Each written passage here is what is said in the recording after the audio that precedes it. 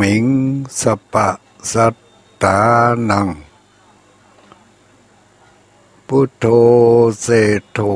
ติโลกัสมิงสปะสัตตานังพุทโธเศโธติโลกัสมิงสปะสัตตานัง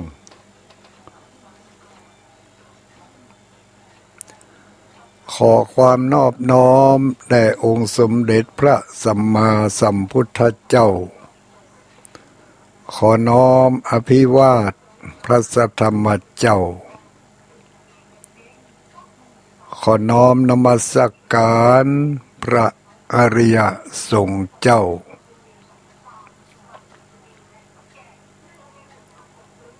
ขอถวายความเคารพ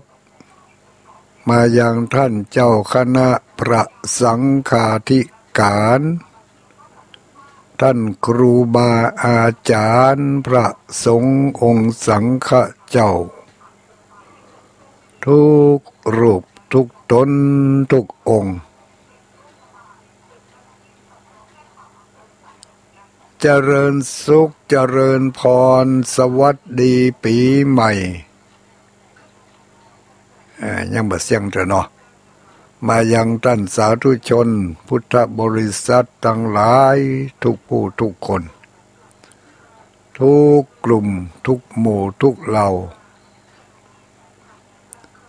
ตั้งเด็กขาอ่อนน้อยผู้เฒ่าผู้แก่ผู้หญิงผู้ชายคนหนุ่มคนกำทั้งหลายคืนวันนี้เป็นคืนวันจันทร์คืนวันจันทร์วันจันทร์ที่10เดือนมกราคมพุทธศักราช2565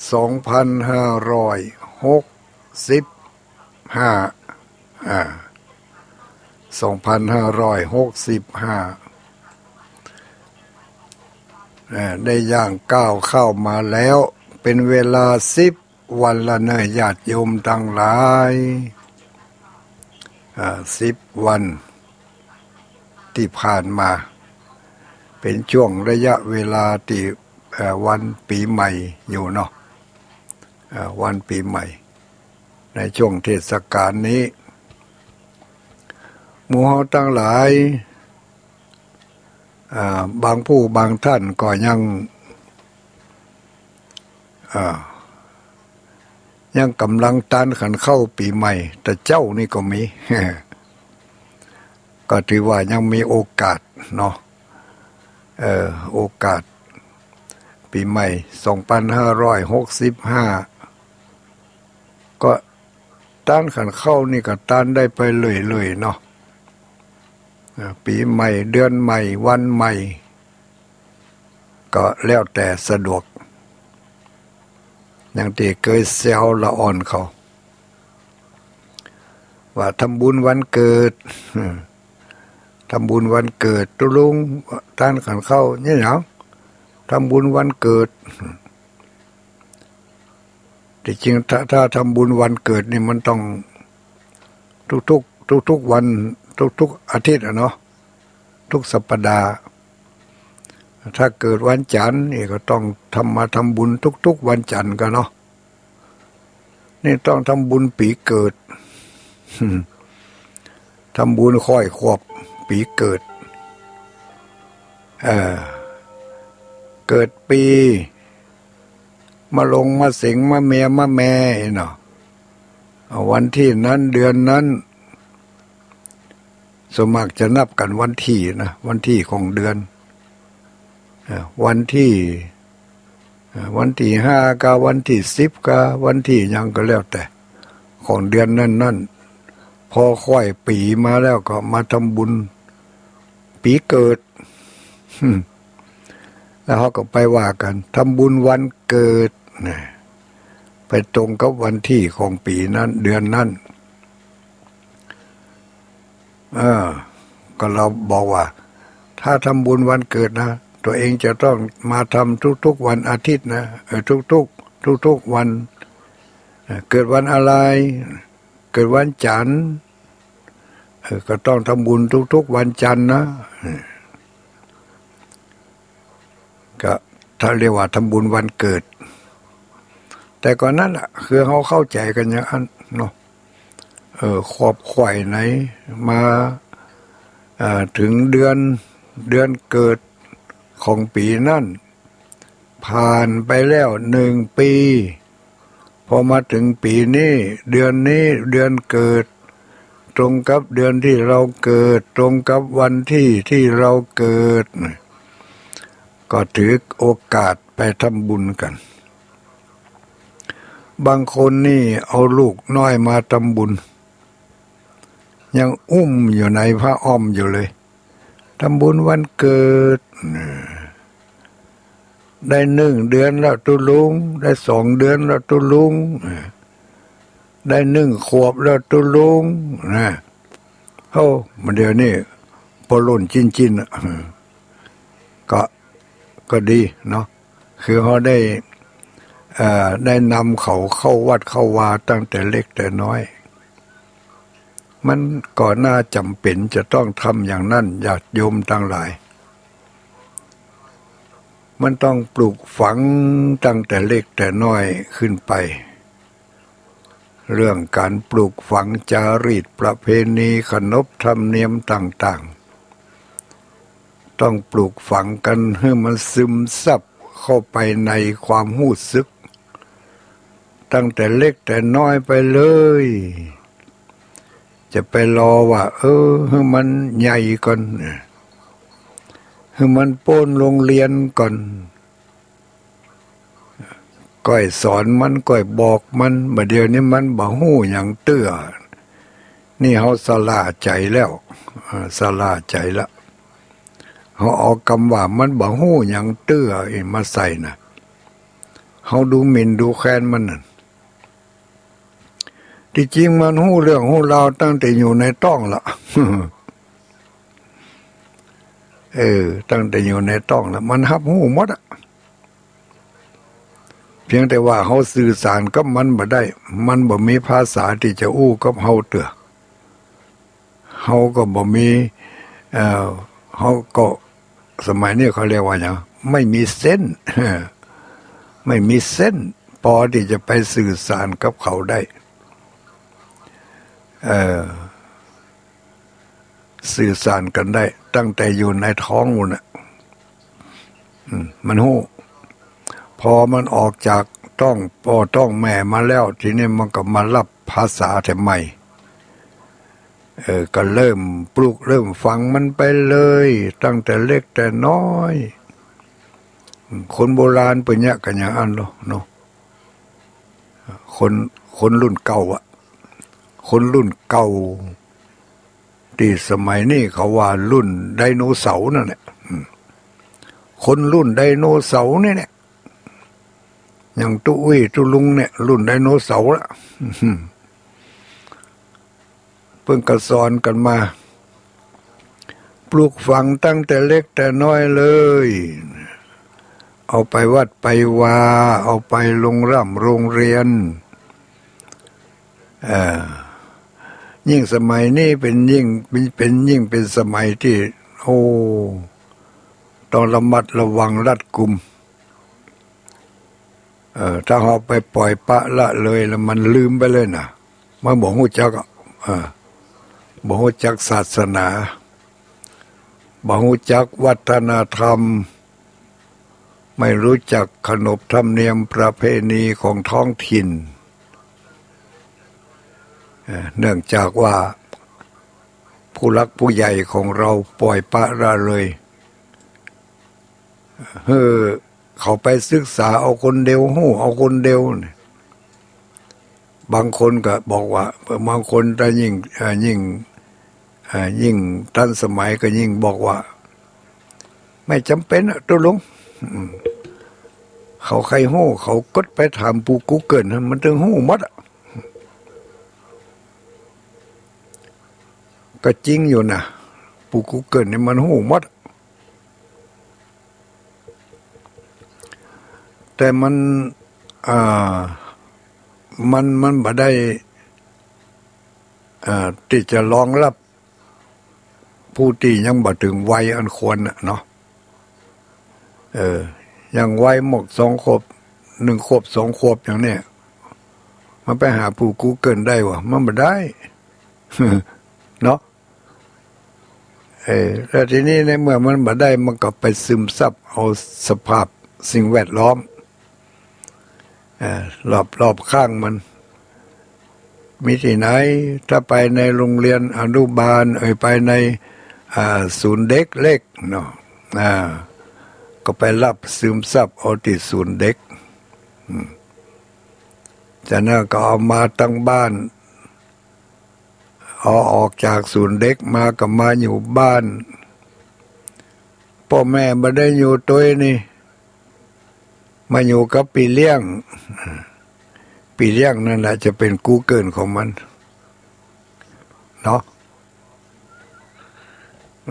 ถ้าป้าใส่พี่เลี้ยงที่มีคุณธรรมพี่เลี้ยงที่มีความรับผิดชอบสูงเข้าใจในการเลี้ยงดูก็ดีไปถ้าไปป้าใส่พี่เลี้ยงนอกฤทธิ์นอกร้อยเอาแต่อารมณ์เอาแต่ความรู้สึกของตัวเองมันก็ก้อยฝังเข้าไปในกุมารทารกน้อยของเราไปแต่น้อยพ่อแม่กว่าจะได้มาปะกว่าจะได้มาอุ้มมาหอบกระปุ่นมาค่ำมาคืนบางทีทารกน้อยละอ่อนรับไปให้ก่อนแล้วได้กะยื้อได้กะหอบได้กะอุ้มพฤติกรรมต่างๆที่จะได้เห็นได้หู้ออกจากป่อจากแม่นั่นก็มีน้อยแล้วพฤติกรรมที่เขาแสดงออกก็ตามความต้องการของเขาเพราะบ่ได้ปลูกบ่ได้ฝังบ่ได้ใส่ใจมันตั้งแต่เล็กแต่น้อยมันก็จึงมีพฤติกรรมที่ก้าวร้าวรุนแรงอยากจะได้อะไรก็เอาแต่ใจถ้าได้ก็เหิมเกริมกระยิมยิ้มย่องถ้าไม่ได้ก็ขัดอกขัดใจก็แสดงอาการออกมาในรูปลักษณะต่างๆไปปะใส่ปอุ้ยแม่อุ้ยที่เปิ้นเขาอกเข้าใจก็จะยังแคว้นเต็มหน่อยไปปะใส่ปอุ้ยแม่อุ้ยที่เอาอกเอาใจลูกหลานจนเกินไปจะเอาอะไรก็ทูลฮือหมดบ่มีคำว่าคัดอกคัดใจบ่ได้อธิบายบ่ได้ปลูกฝังความก็เรียกว่าอย่างว่าปลูกฝังนิสัยเนาะบ่ได้ปลูกฝังนิสัยที่จะต้องสร้างความอดทนอดกลั้นมีเหตุมีผลให้เพียงพอกับเด็กน้อยเหล่านั้น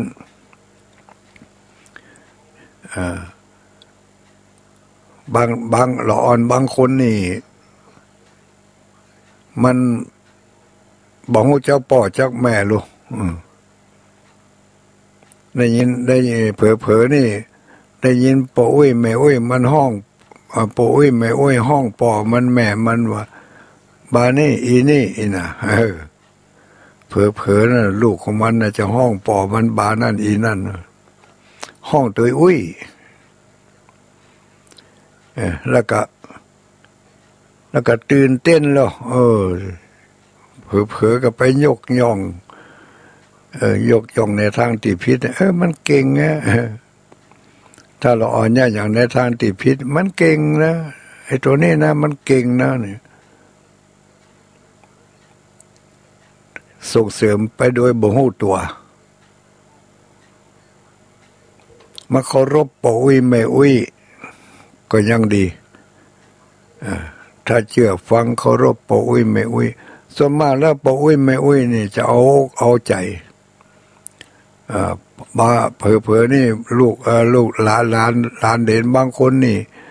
พ่อแม่เขาจะด่าเอาจะว่าเอานี่จะตบจะตีนี่มาได้ปู่แม่อุ้ยมันป้องเอาให้ล่ะจะไปย่ามันน้อยอยู่หู้หยัง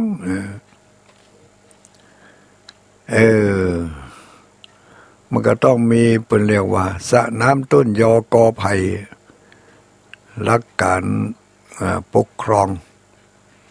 การเลี้ยงดูลูกน้อยสระน้ำต้นยอกอไผ่เลี้ยงดูไปในระบบนี้เนาะก็จะได้สิ่งที่ต้องการตามปรารถนาพออุ้ยไม่อุ้ยเอาอกเอาใจหลานเหลนมักนักไปก็บดีนะบัดเดี๋ยวนี้เขาเทิดทูนให้มันหมดมันจะเอาอันยังก็จะเอาอันยังก็บ่เคยคัดใจเนี่ยพอไปคัดใจข้างแรกนั้นมันรุนแรงเลยนะแต่ก่อนนี่ยังเก่งก็นั่งเปื้อละเมอแล้วหันเอาแข่งสองแข่งนี่สูสีกับขี้ซ้ายหันอันนั้นเนาะมันเดี๋ยวนี้มันยังอันน่ะแสดงความรุนแรงไปหันแล้วบางเตือก็น่าดีเอ็นดูอนาคตของเด็กมันจะเป็นคนก้าวร้าวรุนแรงจะเป็นคนที่อยู่กับสังคมได้ยากเกิดจากปู่อุ้ยแม่อุ้ยเอาใจเกินไปต้องฝึกหัดให้เขามีความหู้มีความอดทนอดกลั้นมีเหตุมีผลอยู่กันอย่างมีเหตุมีผลจะไปใจอารมณ์นักใครเจนถ้ามันจะเกิดอารมณ์ขึ้นมาก็เอาพุทโธเสโถข่มเขาไว้พุทโธเสโถติโลกัสมิงสปะสัตตานังข่มอารมณ์ที่มันจะรุนแรงกับหลานกับเหลนของเฮากับลูกของเฮาตัวน้อยๆผู้เป็นพ่อเป็นแม่ก็พยายามให้มันใกล้ชิดหน่อยเพราะว่าอุปนิสัยนิสัยใจคออย่างต่างๆเขาจะได้ถ่ายทอดจากพ่อจากแม่ลงไปจะไปห่างเหินจะไปปล่อยปละละเลยคือกับไปเลี้ยงลูกจ้างอย่างเดียวเขาจะซึมซับเอานิสัยใจคอของปีเลี้ยงไปโดยบ่รู้สึกตัวอย่างดิดได้ยินตัวเจ้าเพิ่งเคยเล่าให้ฟังเล่านิทานนู้เหมือนตัวลุงยองในกำแล้วกะเล่านิทานเนาะเป็นว่าอันยังก็จำมาได้ดีนะจำได้คร่าวๆว่าพระราชามีม้าตัวหนึ่งงามมีสง่าราศีจะเดินจะเหินจะวิ่งจะยังก็งามอยู่ต่อมาคนเลี้ยงม้าคนนั่นมันบ่สบายลาออกไปเนี่ยมีคนเลี้ยงม้าคนหนึ่งมารับอาสาเลี้ยงอยู่ไปอย่างม้าที่เคยเดินอย่างสง่าผ่าเผยงดงามกับเดินกระเพกเดินเหมือนกับห่านน่ะเนาะเหมือนกับแข้งเจ็บขาป่วยอย่างนี้ตำรวจตรวจตาพอมันก็บาดเจ็บบ่มีบาดมีแผลอย่างนี้ไม่ใช่เรื่องว่าเดินขยกเหมือนกับคนป่วยเหมือนกับมันเจ็บเท้าเจ็บตีนมันหลายมื้อหลายวันเข้าก็ยังบ่หายเถอะสืบไปสืบมาเป็นว่าคนเลี้ยงม้าเป็นคนขากระเพก กับเพกนี่มันภาษากลางอะเนาะเป็นคนขาโดเป็นคนขาโดย่างตำสูงนะกะทีนี้มามันอยู่ตัวหลายวันเข้ามันก็เฮียนนะมันเฮียนคนเลี้ยงมันนะมันเฮียนไปโดยปริยายของมันนะอย่าว่าแต่มานะสุนัขนี่ตุลุงแก้วเลี้ยงสุนัขตุลุงแก้วย่างตำสูงมีสุนัขตัวหนึ่งมันเฮียนเลยอ่ะตุลุงแก้วอดบันไดก็ไข่หัวเขาใส่บาตรงนี้ไม่ย่างเฮียนกูพอยกไม่เต้าจะไล่มันจะมันหล่นมันหล่นพักปกติเนี่ยมันก็ไม่ยังเก่าแต่ถ้าย่างไปก้นตุลุงแก้วเนี่ยย่างห้านกระดกเรื่องนี้เป็นเรื่องแต้ลูกลองสังเกตว่าสุนัขแมวสุนัขโดยเฉพาะยิ่งสุนัขเนี่ยหันชัดเลยอะมันอยู่กับคนนิสัยอย่างใดนะมันเป็นอย่างนั้นเลยนะในวัดนี่มันมีคนนิสัยหลายอย่างแล้วสุนัขบางตัวนี่หน้างอกงงสุนัขมันตัวหน้าจูปก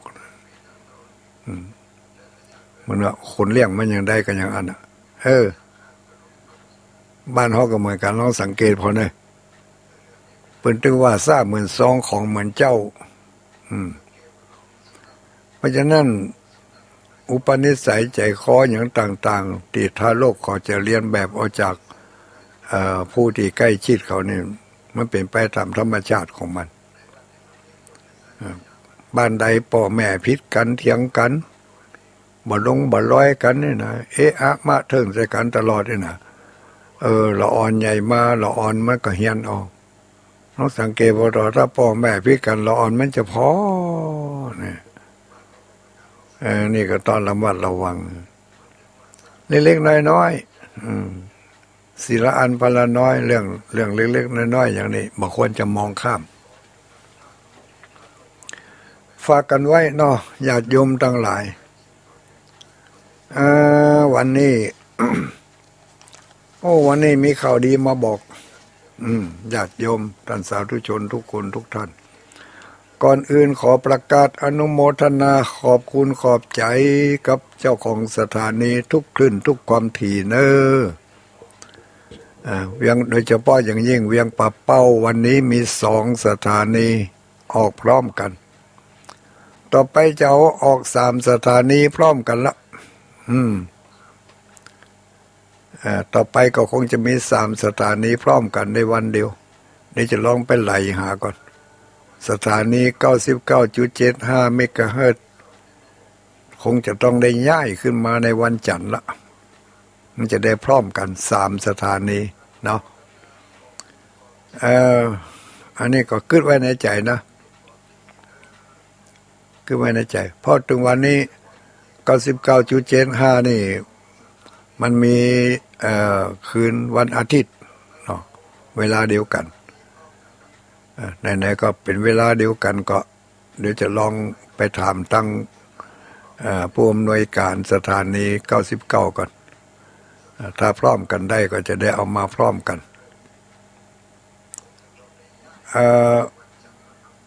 เวียงป่าเป้ามี2 สถานีในคืนวันนี้ก็มีดอยหมอกเรดิโอ103.50 เมกะเฮิรตซ์ทีมงานของคุณโยมดารุณีคุณโยมดารุณีนี่ก็มีสาขาไปไกลต่างจังหวัดต่างอำเภอเกือบจะทั่วภาคเหนือเนาะทั่วกำแล้วก็เนาะทั่วพื้นภาคเหนือตอนบนนี่ก็ขออนุโมทนาเนาะสายใต้ก็มีแม่ขจารย์โมเดิร์นเรดิโออันนี้ก็ทีมงานของคุณโยมทิติรัตน์พรหมมินทร์นอกจากเวียงป่าเป้าไปแล้วก็มีสถานีเครือข่ายของคลื่นสีขาวเพื่อชาวประชา ขึ้นสีขาวเพื่อชาวประชานี่ก็มีทุกๆอำเภอตั้งแต่จังหวัดน่านจังหวัดแพร่จังหวัดลำปางขึ้นมาถึงจังหวัดพะเยาจังหวัดเชียงรายจังหวัดฝางแล้วก็ไปถึงจังหวัดฝาง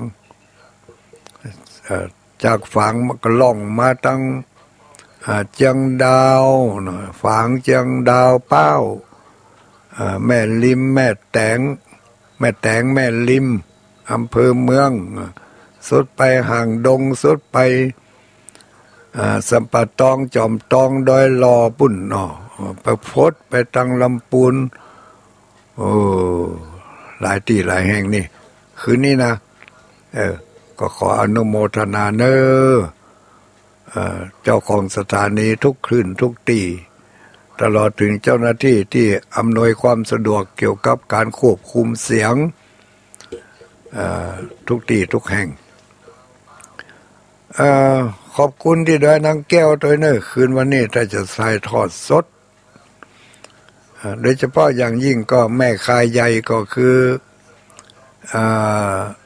วัดฝ่ายหินนะวัดฝ่ายหินเดี๋ยวนี้เอาเครื่องมาอย่างมาตั้งที่ดอยนางแก้วหั่นถ่ายทอดสดถ่ายทอดออกอากาศเมื่อคืนวันมาเจ้ามาแรงเนาะเมื่อคืนแต่ว่าที่ตุลุงจัดมาเดี๋ยวนี้มาได้อยู่ที่ดอยนางแก้วเนอะฝากให้เปิ้นหนาวแตนเปิ้นที่ดอยนางแก้วมีตัมปะครูอภิวัฒนาวิกรมตุลุงยองแล้วก็ตุลุงอย่างครูบาสีมื่นอยู่ดอยนางแก้วพุ่นแล้วก็มีทำหลายรูปหลายองค์จำชื่อบ่ได้เพิ่งก็ไปเตรียมตัวเตรียมใจที่จะรองรับแรงน้ำใจสายศรัทธาของญาติโยมที่จะทำบุญวันพรุ่งนี้ที่ดอยม่อนพระศรีสองเมืองดอยนางแก้วจะมีการทำบุญตาลจ่อฟ้าปานลมแล้วก็ตาลเด้งด้วยนะเด้งกระดิ่งเด้งกระดิ่งสำหรับม่อนพระศรีสองเมืองนี่หมู่เฮาทั้งหลายก็ได้ยินข่าวคราวมาโดยตลอดเนาะคือจะได้มีการสืบสารต่อเจตนารมณ์ของครูบาอาจารย์ที่เพิ่นได้คิดล้ำทำสร้างมาเป็นเวลาอันเมินนานหลายขวบหลายปีตั้งแต่ปุ่นปี2519ซาวอย่างปุ่นเป็นต้นมาพระเดชพระคุณท่านทั้งสองรูปก็คือพระเดชพระคุณท่านอดีตเจ้าคณะอำเภอดอยสะเก็ดพระเดชพระคุณท่านอดีตเจ้าคณะอำเภอเวียงป่าเป้าในยุคนั้นสมัยนั้นได้ปากัน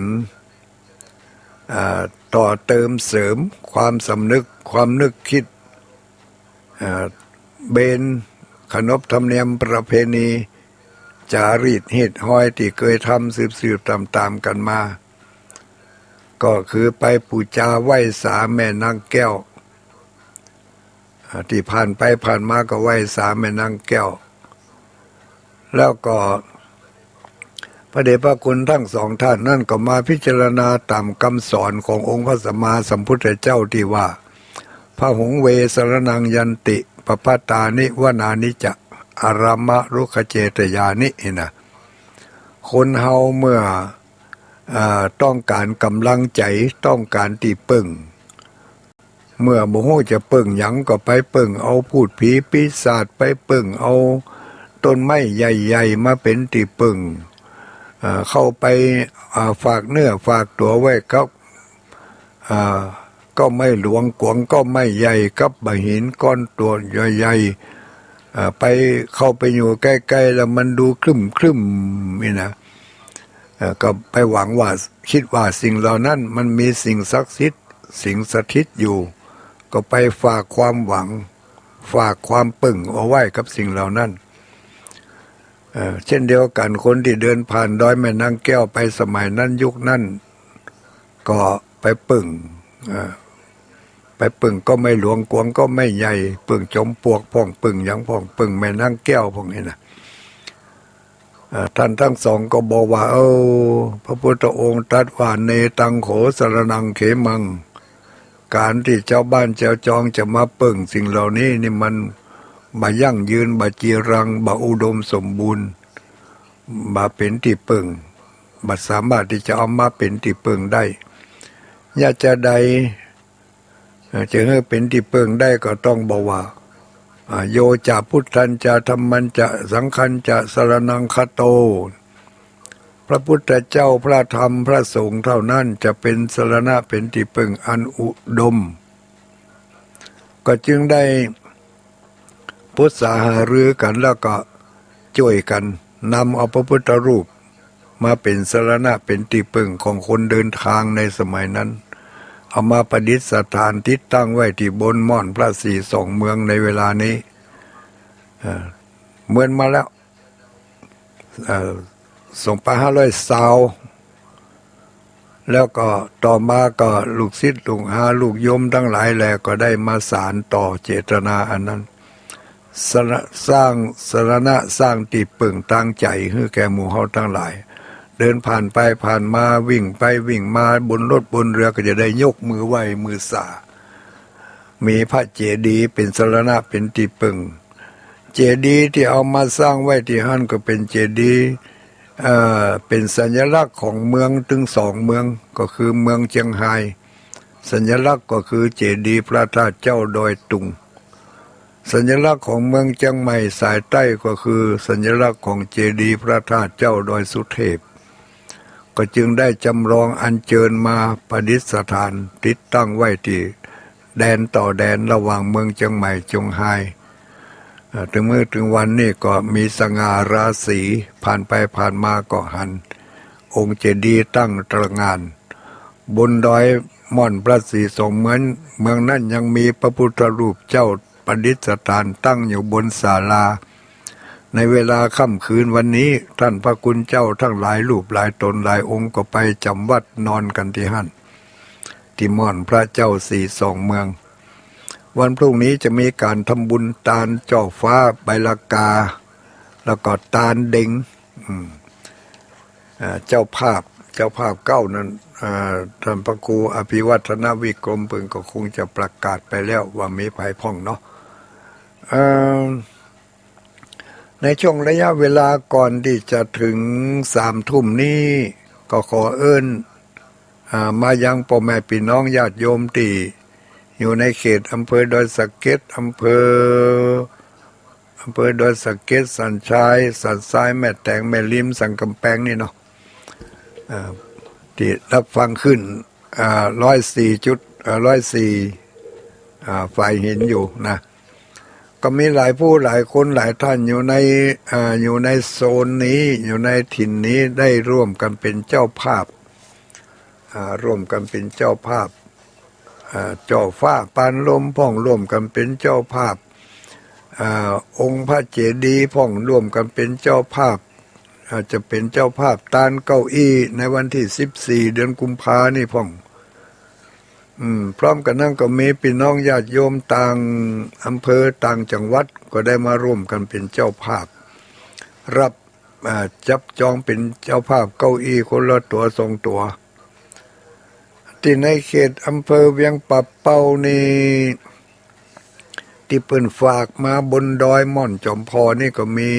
ที่รับไว้นี่มีต่อจากวันก่อนนั่นก็มีพ่ออินจันแม่กาบแก้วแม่กาบแก้วอินตะรักษาอันนี้ร่วมทำบุญพระธาตุม่อนสีสองเมืองจำนวน200 บาทพ่ออินจันแม่กาบแก้วอินตารักษานี่ก็รับเป็นเจ้าภาพเก้าอี้200 บาทอันนี้เป็นอยู่บ้านปงหนองเนอะรับเป็นเจ้าภาพเก้าอี้รับเป็นแล้วก็เอาไปถวาย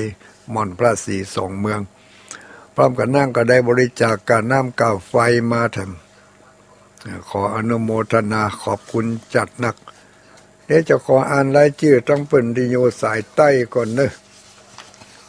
อันนี้แต่เจ้านี่ไปร่วมไป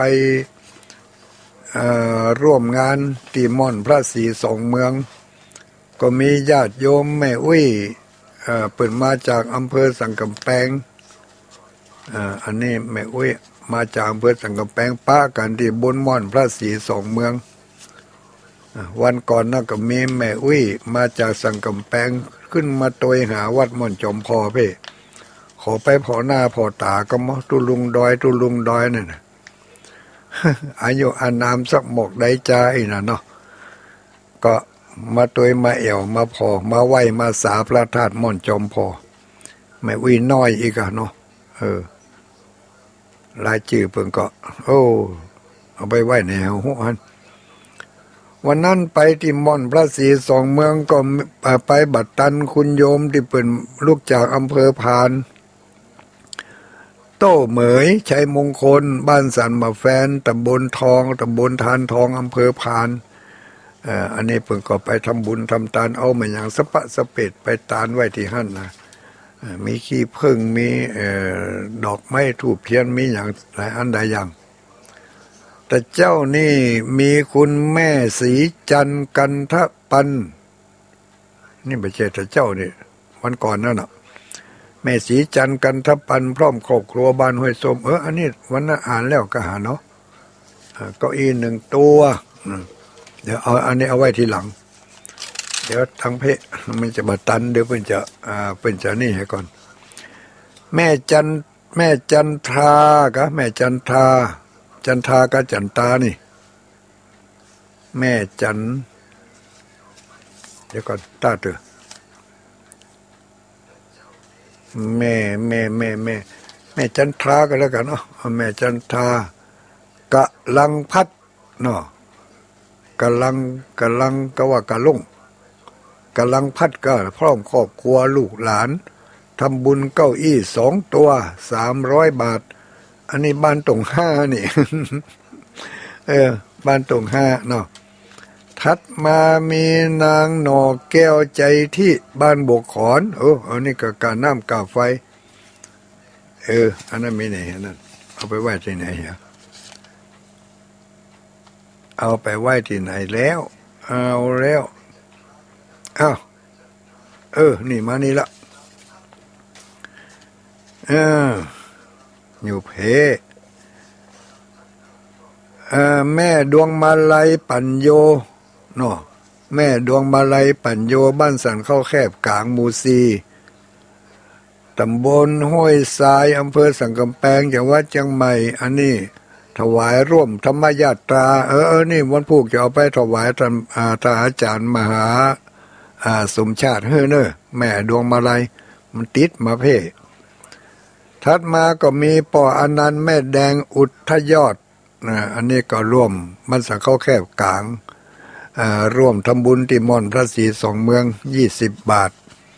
ถัดมามีแม่บัวพัดกองศรีแม่บัวพัดกองศรีฟังอยู่เนาะบ้านสังเข้าแคบกลางนี่อำเภอสังกำแพงจังหวัดเชียงใหม่นี่รับเป็นเจ้าภาพเก้าอี้2 ตัวจำนวนเงิน300 บาทถัดมามีคุณแม่จันทาอุดคำบ้านสังเข้าแคบกลางเช่นเดียวกันอันนี้ก็รับเป็นเจ้าภาพเก้าอี้2 ตัวอันนี้เปิ่นไปด้วยตัวของเปิ่นเองนะสกเต้าขึ้นบนดอยพุ่นน่ะแต่เจ้านี่2 คนนี่นะแม่ดวงมาลัยกับแม่จันทากะแม่ดวงมาลัยปัญโยบ้านสังเข้าแคบกลางเก้าอี้2 ตัว300 บาทขออนุโมทนาเด้อถัดมาไผ่แถมแม่นางคำปันอรุณแก้วในบ้านสันเข้าแคบกลางอันนี้ก็รับเป็นเจ้าภาพเก้าอี้1 ตัวอ่านไว้เนาะเดี๋ยวเวลามันจะมาตันแม่ดวงมาลัยปัญโยนี่ก็ยังร่วมทำบุญอันนี้ร่วมทำบุญถมดินนี่เหมือนแล้วนี่เนาะร่วมทำบุญถมดินมานี่300 บาท1 ลำ300 บาทเนาะเรื่องถมดินนี่ขอประกาศเนอะตุลุงจะของงดรับก่อนตีส่งมาแล้วก็แล้วไปจะเอาไปให้เพิ่น เออขออนุโมทนาเนอะเงินทองไหลมาเทมาเหมือนกับดินไหลเข้าไปในวัดมีแม่พองพันธุ์นี่แม่พองพันธุ์นี่กันเนาะแม่พองพันธุ์กับแม่ดวงมาลัยกับไปแต่เจ้านี่แม่พองพันธุ์ใจหลวงบ้านสันเข้าแคบกลางอันนี้รับเป็นเจ้าภาพเก้าอี้1 ตัวถัดมาหมายมีนายสุวรรณนางกาบแก้วแจกันท่าพร้อมครอบครัวและนางสาวนิชยานาถนิชานาถอัคจร120 บาทในบ้านไหนก็บ่ฮู้เนอะหมายมีนายกิติโชคนางโสภาโพธินางสาววริษาโพธิตานไหวไปหน้าตานให้แก่เจ้ากรรมนายเวรอันนี้เป็นเจ้าภาพเก้าอี้1 ตัวนางหน่อแก้วใจที่ทำบุญยอดเจดีย์ม่อนพระศรี2 เมืองอุทิศสมบุญให้เจ้ากรรมนายเวรและสัตว์ประวัติสัตว์ทั้งหลายจำนวนปัจจัย500 บาทขออนุโมทนาเนอญาติโยมทั้งหลายยังมีสำนักอยู่เดี๋ยวก่อนต้าเตือยังมีสำนักอยู่เนอคนที่สายเฮานี่เดี๋ยวเอาไว้ทีหลังเดี๋ยวเอาสายนี้ก่อนสายนี้เพิ่นอยู่ไกลเดี๋ยวสถานีมันจะตัดสถานีเพิ่นจะตัดไปในรายการอื่นเพิ่นจะมาตันได้ยินชื่อของเพิ่นเนาะอันนี้ก็มีนี่ถ้าอาจารย์พระครูบรรยงถ้าจะอ่านไปแล้วเนาะไหว้สาเจ้าฝากให้ตุลุงดอยอันนี้ธรรมพระครูชลทานพิทักษ์เนี่ยเพิ่นรับซองไว้แล้วก็เพิ่นรับไว้แล้วก็เหมือนกับตุลุงดอยรับนั่นแหละนะใจเดียวกันอันนี้ก็มีคุณแม่บุญยวงปัญญะบ้านสันทรายตำบลแม่ห้วยเงินอำเภอดอยสะเก็ดจังหวัดเชียงใหม่ร่วมรับเป็นเจ้าภาพเก้าอี้เก้าอี้1 ตัว150 บาท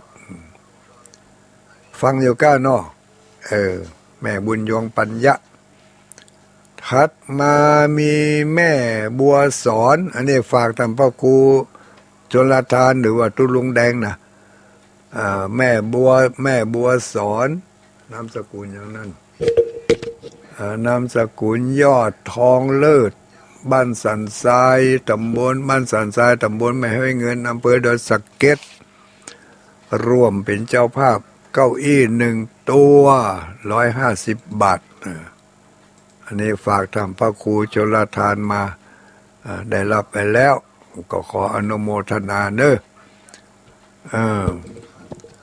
พร้อมกันนั้นมีไผ่แถม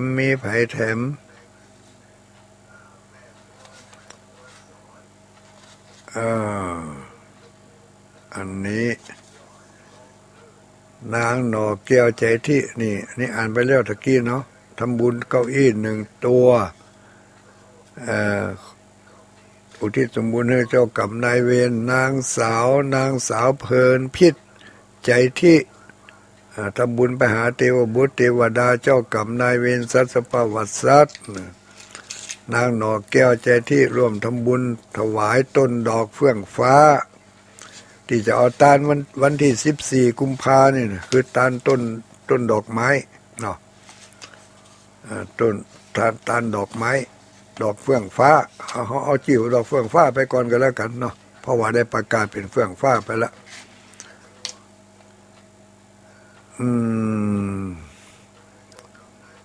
อันนี้มีไผ่แถมอันนี้ถ้าจะอ่านไปแล้วก็นี่เนาะถ้าอ่านไปแล้วก็ขอสุมาภัยเนอะเพราะว่าเปิ่นเอารายชื่อส่งมาพร้อมกับซองนี่รายชื่อซองว่ะเอาซองส่งมาพร้อมกับสตังค์นี่ธรรมครูอภิวัตนวิกรมรับแล้วก็ส่งมา บางทีเพิ่นก็อ่านบางอันเพิ่นก็บ่ทันได้อ่านก็ขอถืออ่านตอนนี้2 ตัวแม่บุญยวงแท่พันตานไปหาพ่อยงแท่พัน2 ตัวอันนี้อ่านแล้วก็นี่ไม่อุ้ยยวงที่มาวันนั้นนะก็นี่1 ตัวแม่บุญยวงแท่พันตานไว้ไปหน้า1 ตัวแม่บุญยวงแท่พันตานไปหานายวัฒนาจิตสดใสอยู่กรุงเทพ600 บาทแม่จันสมพันสมบัติตานไว้ไปหน้า150 บาทอยู่บ้านป่าเหียวอำเภอสังกำแพงจังหวัดเชียงใหม่นางไพบุญใส่คำพร้อมด้วยลูกหลานสังกำแพงเนาะนี่ก็ขออนุโมทนาเนอะถัดมาเดี๋ยวก่อนมันมั่วกันละ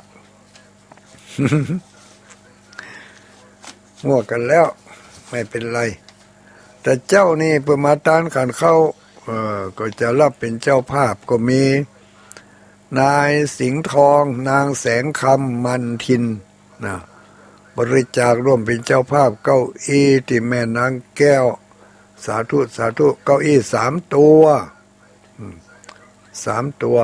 ขออนุโมทนาเนอะบ้านโลอันนี้เป็นอยู่บ้านโลถัดมาหมายมีนายสิงห์ทองนางแสงคำมันทินอันนี้ก็ปู่จาเหรียญแม่นางแก้วและปู่จาเหรียญพระศรีสองเมืองขออนุโมทนาเนอะบ้านโลเป็นอยู่บ้านโลนะนายสิงห์ทองนางแสงคำนี่มันทินอันนี้ก็ผ่านไปมีไผ่แถมถัดมามีแม่สีอวนท่าอุปรงอันนี้อ่านแล้วแต่วันนั้นแล้วเนาะมีป่อครูอย่างก็ป่อครูประสิทธิ์แม่ครูปทุมอันนี้ก็ร่วมเป็นเจ้าภาพถวายตานติมอนพระศรีสองเมืองแต่วันนั้นไปเชียงใหม่บอกว่าซื้อขนมมาเฮ้อเนอเนี่ยเพื่อว่าซื้อมาแล้วอีกวะเอามาฝากไว้ป้าสีดาห้ามมุกมิบเนอขนมอาจารย์ประสิทธิ์อาจารย์ปทุมนะวันผูกปะกันที่ดอยนางแก้วแล้วก็วันพรุ่งนี้ติมอนพระศรีสองเมืองดอยนางแก้วนี่ก็ไปจะเอาเข้ากระป๋าไปก็ได้เนอะได้ยินตั้งแม่อย่างก็แม่สีนวลก็สังกะแปงหินจะเอาเข้ากระป๋าไปร่วมตัวแต่เจ้านี่ก็มีพี่น้องญาติโยมต่างปังน้ำทุเนาะได้ถวายพระทหารหลายผู้หลายคนเนอะแต่เจ้านี่นะไปถวายตามพระคุณเจ้าที่เป็นนอนข้างคืนอยู่ที่นั่นคืนนี้เป็นคืนที่2ละวันผูกถ้าเส้นงานเปิ่นก็จะปิกนะจากนั้นกับป้ากระเถิมกรรมกับปุ้นเนอะวันที่14 กุมภาเก้าอี้นี่ยังบะเสี่ยงเตือยังอยู่แม่สีจันกันทะปันอันนี้อ่านไปแล้วเนาะแม่ดีกันทาบ้านเมืองน้อยอันนี้อ่านไปแล้วนี่เนาะเก้าอี้1 ตัวเนี่ยแม่เลื่อนคำแขกบ้านบวกขอนเขตกันอันนี้ก็อ่านไปแล้วที่อ่านไปแล้วก็ขอสุมาภัยเนอะต่อไปก็มีรายชื่อรายนามเก้าอี้ที่เป็นจองมาตั้งหลายจองมาตั้งหลายก็มีนะตั้งหลายก็มีตั้งโทรศัพท์ก็มีไผ่พองนี่ญาติโยมทั้งหลายอันนี้ก็ต้องขอสุมาภัยกับอันเจ้าของสถานีเนอะแล้วก็ขอสุมาภัยกับญาติโยมที่อยู่ต่างบ้านต่างเมืองที่บ่ได้มาสัมผัสกับม่อนพระศรีสองเมืองหรือว่าบ่ได้มีส่วนเกี่ยวข้องตัวนี้นะตุลุงดอยก็ขอสุมาอภัยก็ขอใจโอกาสนี้ สื่อขอใจอาศัยช่องทางนี้เป็นทางสื่อสารให้ญาติธรรมทั้งหลายได้รับทราบกันเนาะเป็นการอนุโมทนาบุญด้วยกันก็แล้วกันเนอะที่กำลังสำคัญของเฮาที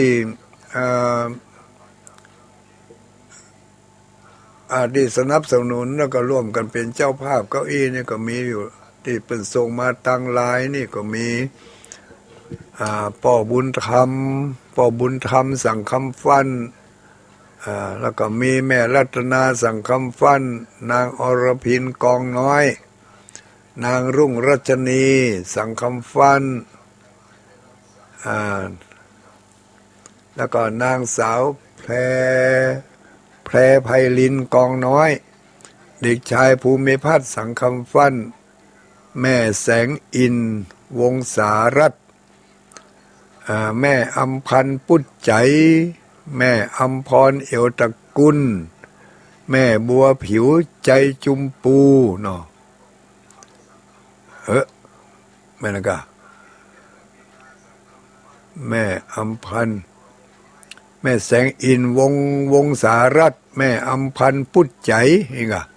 แม่อำพรเอวตระกุลแม่บัวผิวใจจุมปูอันนี้แม่ฟองละอเนี่ยมันสดมาอย่างเพ่นี่แม่ฟองละอบ้านโป่งดอนแจ้โฮมเนาะ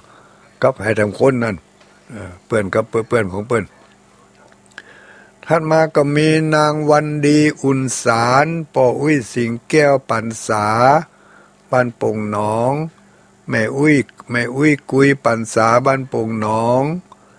แม่เรือนคำแก้วแปงจันบ้านโป่งหนองอันนี้ก็สายอันนี้ก็คงจะอ่านไปหลายตีหลายตนแล้วเนาะสายสำคัญที่ได้มาเวลานี้มีไผแจ้งเข้ามามีไผแจ้งเข้ามา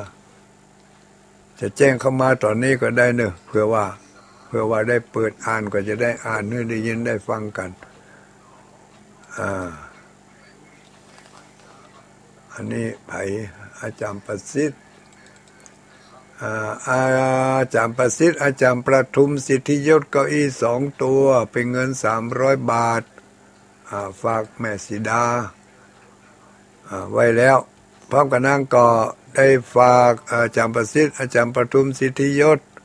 ขอถวายการน้ำกับไฟวัดม่อนจอมพอ500 บาทอันโลได้จัดนักเฮ้ยต่อไปมีใครอีกที่จะร่วมอนุโมทนาเป็นเจ้าภาพเก้าอี้ก็ได้อย่างก็ได้เนอะอ่านมาใครตันเฮ้ย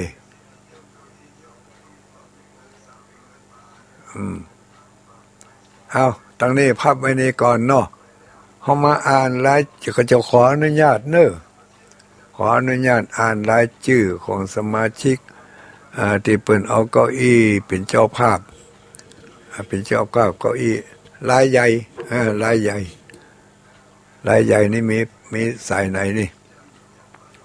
รายใหญ่นี่สายจากอำเภอฝางเนาะอำเภอฝางเพื่อก็คงจะอ่านกันไปพอแล้วนะแต่ก็ไหนๆก็เข้ามาในไลน์ของตุลุงนี่แล้วตุลุงก็จะขออ่านเนอะจะไปรำคาญเนอะคิดแต่ว่าเขามาอนุโมทนาบุญคิดเสียว่าเปิ่นมีโอกาสเปิ่นได้ทำบุญเฮาบ่มีโอกาสหรือว่าเฮาบ่ได้ร่วมกับเปิ่นในเมื่อเปิ่นอ่านชื่ออ่านเสียงไปแล้วก็เฮาก็เป็นเทวบุตรเทวดาก็แล้วกันเด้ออนุโมทนาบุญโดยเปิ่นอันดับแรกก็มีแม่จงดีแม่จงดีเชื่อกันทา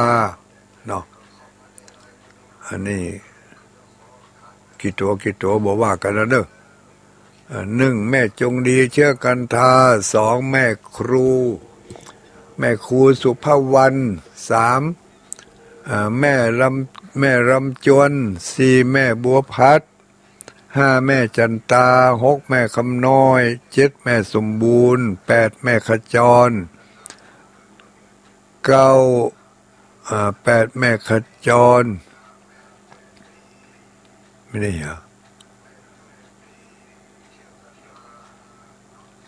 แม่จงดีแม่อำพรแม่สมศรีแม่จันตาแม่คำน้อยแม่สมบูรณ์แม่ขจร9แม่ศรีวัน10แม่นิพา11แม่อำพร12แม่สมศรี13แม่อำไพ14แม่แดงปัญญา15แม่อามกรดคำอีกเนาะ16แม่ครูดาว17แม่นงนุช1818อันนี้อย่าง18ยายเขียว19ยายทอง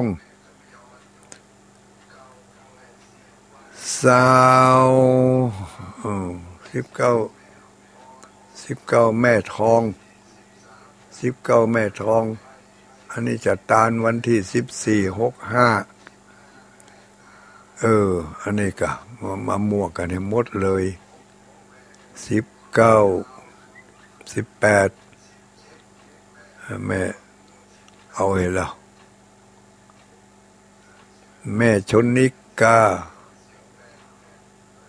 แม่ศรีนวลสิทธิวังบ่ยุ่งโหยเอาอีกก็แล้วกันเนอะพี่น้องญาติโยมสายฝางเนอะเดี๋ยวตุลงไปเรียบเลี้ยงให้ใหม่ตะกี้มันก็ปีมามันมาเรียบร้อยดีมันพังพังหีบเนาะขออนุโมทนาเนอะนักแล้วเนี่ยโดยเฉพาะอย่างยิ่งเป็นน้องสายฝางนี่มาเดี๋ยวนี้ได้120 ตัว120 ตัวว่าจะได้จงดี120 ตัวก็ว่าจะมีเพิ่มเติมขึ้นมาจะได้ก็เดี๋ยวก็แจ้งมาเนอะอันนี้ก็เป็นข่าวสารงานบุญที่เราจะได้มีจิตเจตนาร่วมกันบริจาคกันไปตามกำลังนะมาได้บังคับมาได้คับจำเนอะเป็นน้องต่างถิ่นต่างที่ถ้าหากว่าจะร่วมเป็นเจ้าภาพตัวก็ได้เนอะหรือว่าจะเป็นเจ้าภาพโดยการโอนเข้าบัญชีของกองทุนพระศรีสองเมืองก็ได้ก็มีหลายผู้หลายคนที่โอนเข้าไปในบัญชีกองทุนพระศรีสองเมืองนะก็มีมากหน้าหลายตาอยู่แต่ว่าหมดตันได้เอามาอ่านที่นี่เนอะอันนี้ก็ขอสุมาอภัยตัวสุมาอภัยเนอะ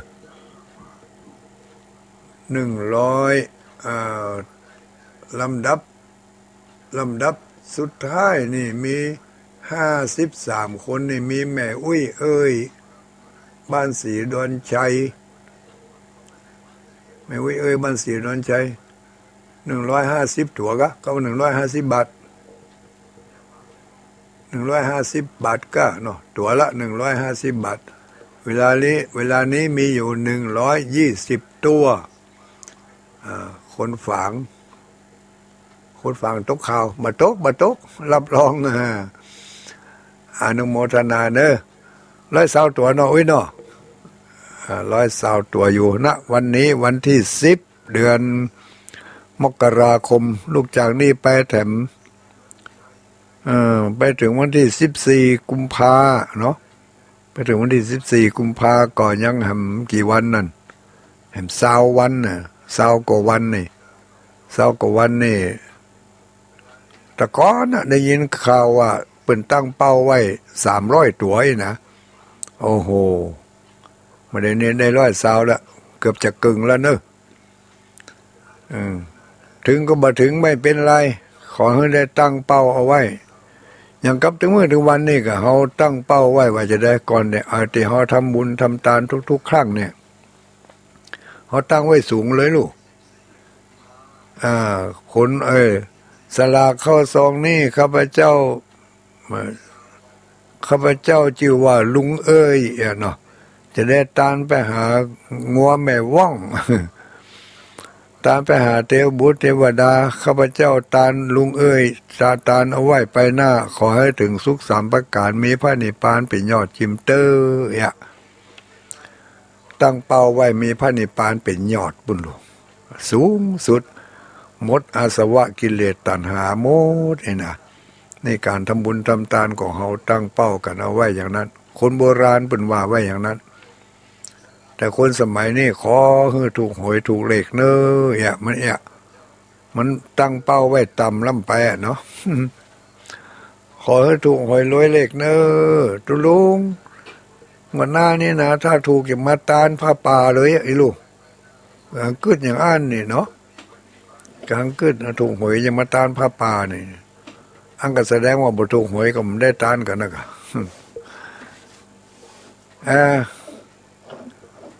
พี่น้องเจ้าฝังเนอะ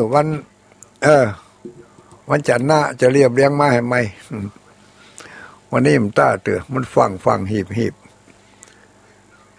รายการสุดท้ายใครจะมาต่อยอดก็ติดต่อได้ที่แม่จงดีเชื่อกันทาเนอะบ้านเสาหินอำเภอฝางติดต่อตั้งโทรศัพท์ก็ได้ตั้งไลน์ก็ดีรับเป็นเจ้าภาพสตางค์นั่นก็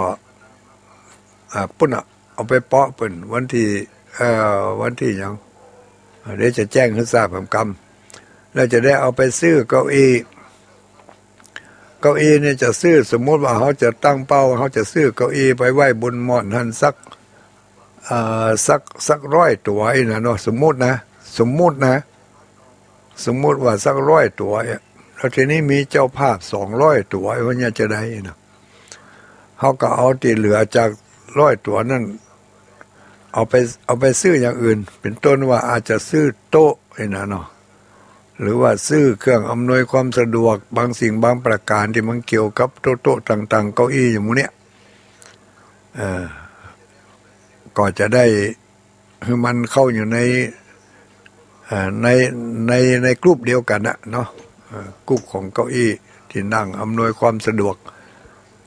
อันนี้ก็ถ้ามันบางทีนี่สมมติว่าตั้งเป้าไว้100เนาะเกิดว่ามีเจ้าภาพ200 ตัวเนี่ยถ้าเกิดว่าเขาซื้อถึง200นั่นเนี่ยสถานที่เก็บเขาจะบ่มีกะเขาก็ต้องแปลสภาพไปเป็นอย่างอื่นตัวก็คิดว่าเจ้าภาพเป็นตกเจตนาอย่างนั้นแล้วคงจะมาอะไรใจคล้องอย่างนะเป็นจะเอาไปซื้อมันยังก็ตามใจเป็นเตอะนะเพราะว่าคนหมู่เฮาทั้งหลายนี่มันนักศีลนักบุญอยู่แล้วเนาะเจตนาก็ฮอตกเก้าอี้ก็ในเมื่อตานเก้าอี้ก็ตานเก้าอี้ก็เปิดไปแล้วอย่างต้นไม้นี่ก็เหมือนกันเจตนาจะร่วมห้อมเป็นเจ้าภาพพระเจ้า5 พระต้นพระเจ้า5 พระองค์เนี่ยถ้าเกิดเป็นเอาไปซื้ออย่างอื่นเอาไปซื้อต้นบ่หมื่นไอ้เหรอมันก็เป็นพระเจ้า5 พระองค์น่ะเพราะเจตนาของเขาอยู่ที่หั่นมันก็เป็นไม้ยืนต้นเหมือนกันนะเอาไปปลูกก็ให้ความชุ่มชื้นร่มเย็นแก่พื้นแผ่นดินเช่นเดียวกันอย่างที่ม่อนพระศรีสองเมืองนี่ได้ประชาสัมพันธ์ไปว่าจะปลูกดอกเฟื่องฟ้าจะปลูกดอกเฟื่องฟ้า2 ข้างทางที่ม่อนพระศรีสองเมืองถ้าเข้าไปในเขตนั้นแล้วหันดอกเฟื่องฟ้าบานสะพรั่งอันนี้ก็ม่อนพระศรีสองเมืองอยู่ที่นี่รู้นะ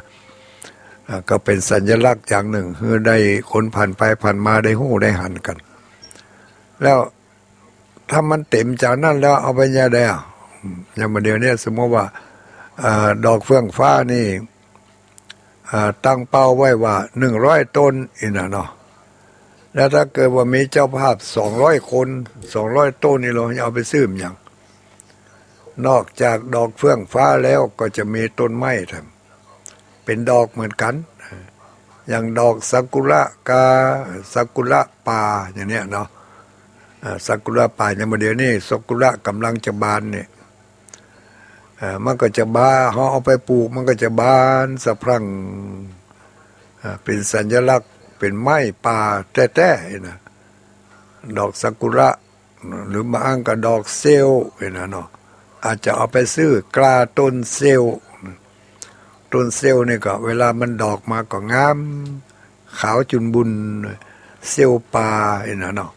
อย่างเวลาหน้าแล้งมาในกลาง6 กลาง 7เนี่ยเขาลองผ่านไปตรงในป่าในดอยเนี่ยเขาจะหั่นต้นเซลล์ดอกขาว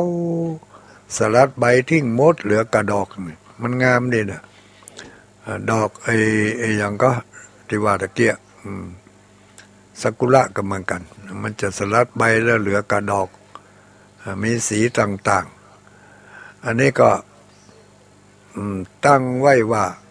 เขาประกาศกันง่ายๆว่าเป็นเจ้าภาพดอกเฟื่องฟ้าว่ากันไปจะนั้นแต่ถ้าถึงมันจริงๆมาแล้วถ้ามันเหลือจากดอกเฟื่องฟ้าก็จะเป็นต้นเซลล์ต้น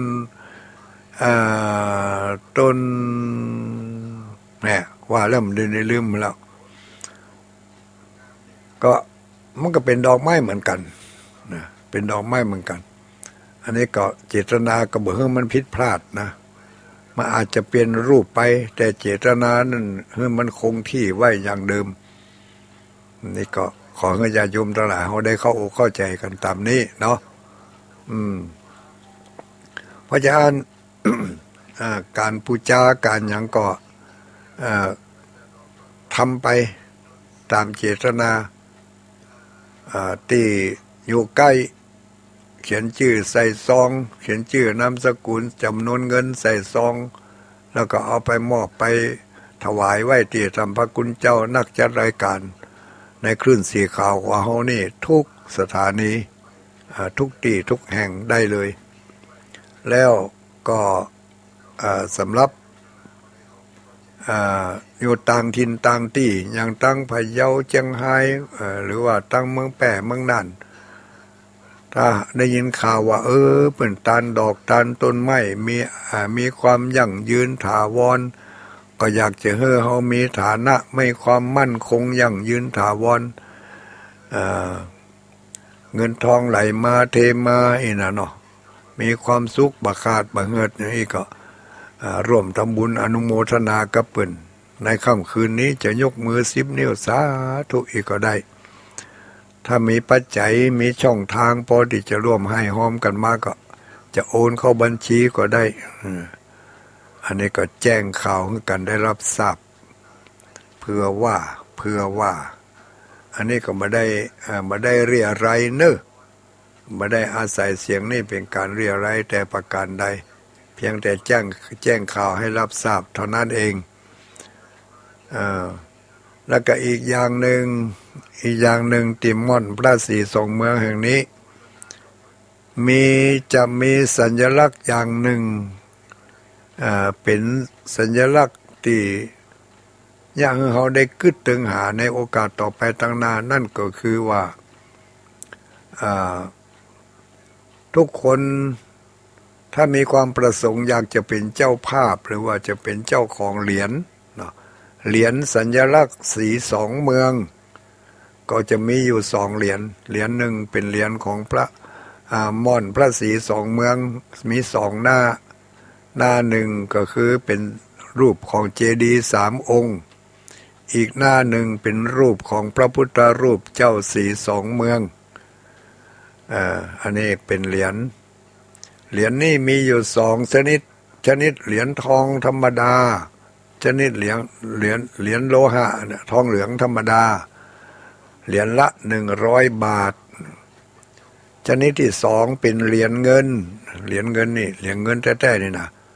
1 เหรียญละ 1,000 บาทอันนี้ก็แจ้งความประสงค์มาเอาไว้เป็นที่ระลึกเป็นสัญลักษณ์เป็นเครื่องหมายไว้ว่าหน้าลูกเต้าหลานเหลนเฮาได้มาสืบพระกุนแตนพ่อแตนแม่อันนี้เหรียญม่อนพระศรี2 เมืองเฮาขี่รถผ่านไปผ่านมานี่เหมือนกับว่าเปิ้นอยู่ในรถเฮาเดินตลอดเวลาเฮาเข้ามาในเขตของเชียงใหม่ข้ามดอยนางแก้วมาแล้วเขตมันลงมาตั้งเขตเชียงใหม่นี่แล้ว โอ้เหมือนมีความจุ่มอกจุ่มใจเหมือนกับว่ารัศมีของพระธาตุดอยสุเทพคอยคุ้มให้ความอบอุ่นใจแก่เฮาเนี่ยลูกตังเชียงใหม่ขึ้นมาถึงม่อนพระศรีสองเมืองแล้วลงดอยมาเข้าเขตของเชียงไฮ้เขาก็มีเหรียญของพระธาตุเจ้าดอยตุงอยู่ในรถก็ดีอยู่ในตัวเขาก็ดีก็เหมือนว่ารัศมีของเพื่อนแพรอาบสลับปกป้องคุ้มครองภัยให้เราทั้งหลายได้มีความอุ่นอกอุ่นใจอันนี้เป็นสัญลักษณ์เป็นเครื่องหมายเอาไว้เป็นที่ระลึกก็บ่ได้เรียอะไรบ่ได้ประกาศขายใครจะเอาก็ได้บ่เอาก็ได้เอาสมัครใจว่าบ่ได้เอาไปยัดเยียดบ่ได้เอาไปกำใส่มือแล้วแต่ว่าท่านทั้งหลายต้องการแต่ว่าที่มานี่คือความคือเข้าใจเนาะว่าการสร้างของเฮาครั้งนี้เขาจะต้องมีสัญลักษณ์ไว้ที่เนื้อที่ตัวก็คือเหรียญหนึ่งก็คือเหรียญของพระธาตุพระเจ้าสีสองเมืองที่ยังบ่ลืมบ่ละจาเหตุเก่าห้อยเดิมของเปิ้นอันนั้นก็คือเหรียญแม่นางแก้วอันนี้แถมเหรียญหนึ่งนะเหรียญแม่นางแก้วเฮาบ่ละบ่ทิ้งบ่ลบหลู่ดูหมิ่นความเชื่อถือของคนโบราณเปิ้นเชื่อมาอย่างอันเปิ้นมีความเคารพอย่างอันเป็นเชื่ออย่างอันเขาก็อนุโลมไปโดยที่ว่าสร้างเหรียญขึ้นมาเป็นขวัญเป็นกำลังใจของคนที่เปิ้นยังมีความเชื่อถือและมีความเคารพในสิ่งศักดิ์สิทธิ์สิ่งเหล่านั้นอยู่ก็ได้สร้างอนุสรณ์ไว้ในเหรียญเป็นเหรียญแม่นางแก้วอันนี้ก็สองหน้าเหมือนกันหน้าหนึ่งเป็นรูปของแม่นางแก้วหน้าที่สองเป็นรูปของยันนี่เป็นเรียกว่ายันนมพัทธะยันเมตตามหานิยมยันป้องกันภัยกล้าแม่นขายหมานมีโจกมีใจถ้าใครได้เอาไปไหว้กับเนื้อกับตัวเอาไว้กับล้านก้าไว้กับรถกับรางนี่ก็เป็นสัญลักษณ์เหมือนกันราคาเดียวกันเหรียญโลหะธรรมดาทองเหลืองเหรียญละ100 บาทเหรียญเงินก็ 1,000 บาทแล้วก็การสร้างเหรียญในครั้งนี้จะสร้างเต่าจำนวนคนที่เปิ้นสั่งอาจจะเผื่อไปสักเล็กสักน้อยแล้วก็สร้างครั้งนี้ครั้งเดียวสร้างปี2565เนี่ยจะทำกันละปี2565นี่รอมาเดี๋ยวนี้รอว่าคนที่จองเนี่ยจะมีสักกี่คนสมมติว่าเปิ้นจองมาทั้งหมดทั้งมวลนี่เปิ้นจองแจ้งความจำนงมาจำนวน 1,000 เหรียญเนี่ยเขาก็อาจจะปั้มออกมาให้สัก 1,100 เหรียญเนี่ยเพื่อบ่นักถ้าถึงวันที่17วันที่17เหรียญนั่นพิมพ์แล้วปั้มแล้วเรียบร้อยจะเอาขึ้นไปที่ม่อนพระศรีสองเมืองเมื่อคืนนั่นจะมีการฉลองสมโภชโดยการสวดมีการเจริญพุทธมนต์สมโภชมังคละหลายอันหลายอย่างพระสงฆ์องค์สังฆเจ้าพร้อมกันนั้นจะมีการเบิกเนตรพระพุทธรูปเจ้าสีสองเมืองมีการกวนเข้าทิพย์วันที่8ก็มีการยกยอดชัดวันที่9ก็จะมีการแห่โคตมควาตาลขึ้นไปตาลที่ม่อนพระศรีสองเมืองในวันที่18 19เนี่ยเป็นวันที่จะขึ้นไปรับเอาเหรียญที่ม่อนพระศรีสองเมืองในวันที่18 19มีนาคมนี่ เขาทำพิธีบนหั่นเลยในวันที่19นั่นถ้ามีการแจกจ่ายเหรียญเป็นที่เรียบร้อยแล้วบอกไผเอาไปอย่างปหลวงเปิ่นไผมาจองกับปหลวงเปิ่นมาจองกี่บ้านนี่มีกี่คนปหลวงก็เอามาต่ออันเหรียญนั่นน่ะตามที่จำนวนเปิ่นจองสมมติว่าเปิ่นจอง10เหรียญต่อบ้านต่อปหลวง1คนปหลวงอาจจะเอามา11เหรียญเอามาเพื่อให้เห็นเหรียญนี่นะเนาะอันนี้สมมตินะ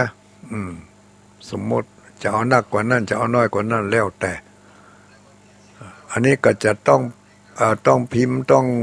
ทำตามจำนวนที่เป็นจองได้ยินข่าวว่าวันที่4กุมภาวันที่14กุมภานี่จะเป็นวันรวมยอดละ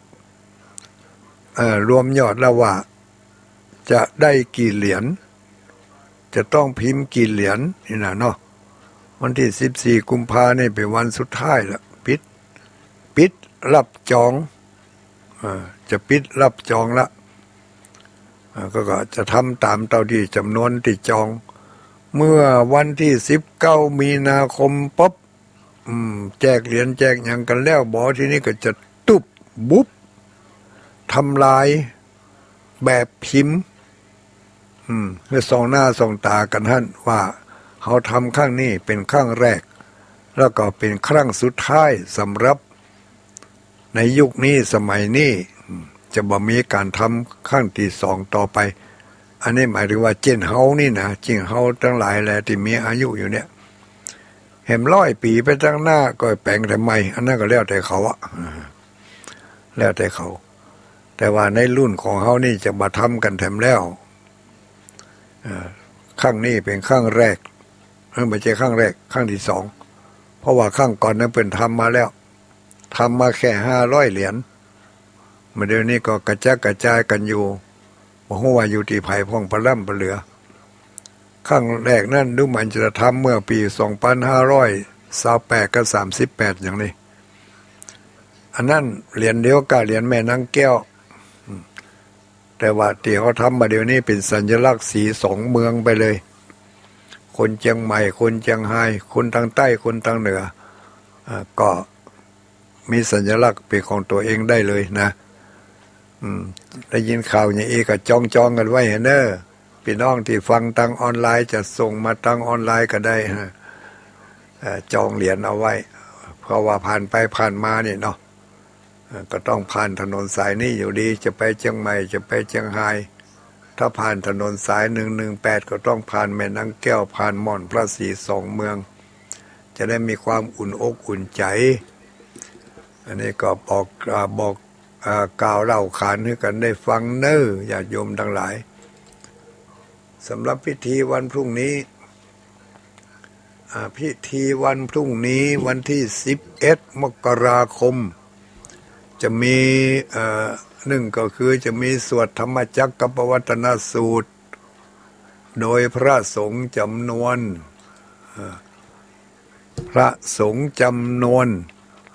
กี่รูปกี่ตนพระสงฆ์จำนวน30รูป30รูปสวดธรรมจักรกับปวัตนสูตรและยกเจ้าฟ้าใบลากาถวายศาลาพระศรี2เมืองถวายศาลาพระศรี2เมืองที่เขาแปลงไปแล้วนั่นเขายังไม่ได้ถวายจะถวายวันพรุ่งนี้ละเวลา9:39 นาทีไหว้พระสมาทานศีลห้องขวัญใบสีวันพรุ่งนี้นะเวลา10:09 นาทีเจริญพระพุทธมนต์สืบจตาสวดธรรมจักรกับปวัตนสูตรสมโพธิเจ้าฟ้าใบลากาเวลา11 โมงยกเจ้าฟ้าขึ้นประดิษฐานบนศาลาม่อนพระศรี2เมืองและถวายทายทานแด่พระสงฆ์อนุโมทนาเนาะเวลา11:30 น.ถวายภัตตาหารเพลแด่พระสงฆ์อนุโมทนาก็เป็นอันเสร็จพิธี กำหนดการดังกล่าวนี้อาจจะมีการเปลี่ยนแปลงไปเล็กๆน้อยๆตามสถานการณ์แล้วก็สำหรับเจ้าภาพเจ้าฟ้าปานลมหรือว่าเจ้าฟ้าใบลากาแล้วก็เจ้าภาพเด้งนั่นนะก็มีหลายผู้หลายคนที่เปิ้นตั้งที่เปิ้นได้เป็นเก้าเป็นประธานได้ตั้งต้นไหวแล้วก็เชิญชวนหมู่เฮาทั้งหลายร่วมสมทบนี่ก็มีคุณโยมแม่การดาศรีเนตรพร้อมด้วยลูกเต้าหลานเหลนของเปิ้นอันนี้ก็เปิ้นตั้งต้นไว้ให้ลูกหลานตั้งต้นไว้ให้เชิญชวนจำนวนเงิน60,000 บาทอันนี้ก็ได้ตั้งต้นไว้แล้วเปิ้นก็บอกว่าเอาใครจะหอมก็หอมเน้อลูกหลาน60,000 บาทนี่มันเจ็บปอก็ถัดมาก็มีคุณโยมแม่ศรีไลคติยาราชบ้านป่างิ้วอันนี้ได้ยินเปิดโอกาสก็บ่ปล่อยโอกาสในให้พลาดไปก็มาร่วมเป็นเจ้าภาพโดยเปิ้นแถมจำนวนจตุปัจจัย20,000 บาทอันนี้สมทบกันได้80,000ละยังบ่พอเตื้อเอาไผจะร่วมแถมก็มีคุณแม่ก็มีคุณป่อมานิตแม่ศรีพันธ์จิตตาดูบ้านยางคามอำเภอดอยหล่อจังหวัดเชียงใหม่ได้ยินข่าวว่าเปิ้นจะตานจ่อฟ้าปานลมเปิ้นจะแปลงไว้ที่ศาลาหั่นก็เกิดศรัทธาอยากจะร่วมทำบุญกับเปิ้นก็มาร่วมสมทบกับคุณแม่การดาแถมจำนวนเงิน20,000 บาทนี่อันนี้โดยจิตศรัทธาอยากจะร่วมกันถัดมาแถมก็มีเจ้าภาพเจ้าภาพเจ้าศรัทธาที่อยากจะร่วมสมทบงานบุญงานใหญ่งานหลวงในครั้งนี้มีน้อยหอมน้อยมีนักหอมนักถัดมาก็มีแม่กองคำทองคำหรือว่าแม่ป้าน้องนี่นะป้าน้องบ้านสันสลีเนี่ยก็ได้ยินข่าวว่าเปิ้นจะมีการทำบุญตานเจ้าฟ้าปานลมแม่ก็เคยเป็นเจ้าภาพร่วมกับเปิ้นก็เลยรับเป็นเจ้าภาพพร้อมกับญาติพี่น้องลูกหลานให้หอมกันญาติสนิทมิตรสหายก็เป็นจำนวนเงินแถม20,000 บาทอันนี้ก็มาร่วมกันเป็นเจ้าภาพพร้อมกันนั้นก็ยังมีศรัทธาพี่น้องบ้านเหนือบ้านใต้บ้านไกลบ้านไก่ก็หอมกันตั้งแต่5 บาท10 บาทขึ้นไปเป็น100 200เป็น1,000 2,000ก็มีมาเปาะมาหอมกันอย่างเจ้าภาพเด้งแก่นหนึ่ง370ก็เนาะแก่นใหญ่แก่นน้อยราคาตีทัวเท่ากันหมดราคาอาจจะแตกต่างกันในเวลาที่เขาไปซื้อในกาดแต่เอามาที่ม่อน42 เมืองนี่ราคาเดียวกันหมดมีไปแต่แม่กองคำทองคำพร้อมด้วยลูกหลานทัดนั่นมาก็หมายมีแม่ขวัญใจพงพิพัฒน์แม่จันสุดาคติทารางกุลนี่กันเนาะแม่พิมพินันสิริพิพัฒน์แม่พันนีจารุพัฒนะสิริกุลแม่บุปผาจิตตรัตน์เสนีเนาะจิตตรัตนเสนีอันนี้ก็รวมเปาะรวมหอมก็เปิ่นแถม10,000 บาททัดนั่นมาก็หมายมีนายพลเศรษฐ์นางยินกันทาเป่งพร้อมโดยครอบครัวอยู่อำเภอเวียงป่าเป้านี่อันนี้ก็ร่วมเป็นเจ้าภาพก็เปิ่นแถม10,000 บาทนะอันนี้ก็ เออก็ได้หลายหมื่นอยู่เนอะพวกเป็น10,000พุ่นน่ะแต่ยังบ่พอเด้อนะญาติโยมทั้งหลายเพราะว่ามันหนักล่ำที่จ่ายไปนั่นก็หลายบาทหลายสตางค์โอ้เกือบ200,000น่ะนักอะละเหมือนกันก็ขออนุโมทนากับญาติโยมทั้งหลายเนอะที่ร่วมกันเป็นเจ้าภาพตามกำลังศรัทธาอาจจะตาลจ่อฟ้าตาลปานลมมันพวกนี่นะเขาจะตั้งเป็นต้นผ้าป่าไปนะเพราะว่าจ่อฟ้าปานลมนะเอาขึ้นไปติดปุ่นแล้วอ่ะมาเดี๋ยวนี้ติดปุ่นแล้วอ่ะแล้วก็เปิดหอมสตางค์มาลุ้นเอาสตางค์ไหนไปแปะอ่ะแปะเอากะแปะสลาปนแปะตึงของตึงกาไล่กาแรงกามันยังกับมันเดี๋ยวนี้คือเปิดติดหมดมันพวกนี้เขาไปตานอย่างเดียวอย่าโยมทั้งหลายเพราะว่ากว่าจะไปยะหันจูหันนี่มันบัดตันอ่ะมันจะต้องแปลงหนังด้านแปลงปวนแปลงยังขึ้นไปมันจะละเกะละกะถึงเวลาทำบุญมาแล้วมันบัดสะดวกก็เลยเอาของไปติดก่อนเลยถึงเวลามันผูกมาเขาก็ไปยื้อไปพอฟังทุกเจ้าเป็นสวดเจริญพุทธมนต์สืบโหราชตาที่เป็นเจ้าภาพก็ดีที่ได้ร่วมทำบุญทำทานด้วยกันก็ดีจะเป็นยอดมันก็ดีจะเป็นปลายมันก็ดีจะเป็นเก้ามันก็ดีเนาะไปร่วมด้วยกันเขาป่าอาหารจะเอาไปตัวก็ได้บอกเอาไปตัวก็มันมีอย่างกินเนอะเอาไปร่วมไปเปาะไปหอมกันวันพรุ่งนี้ที่ม่อนพระศรีสองเมืองจะมีงานอีกครั้งหนึ่งบ้าหวังนี่โดนคัตเตอร์ไปหลายงานแล้วเนอะเนาะคัตเตอร์คือคัตเตอร์ถ้าเป็นคัตเตอร์ภาษาชาวบ้านก็คือการตัดเนาะโดนตัดไปหลาย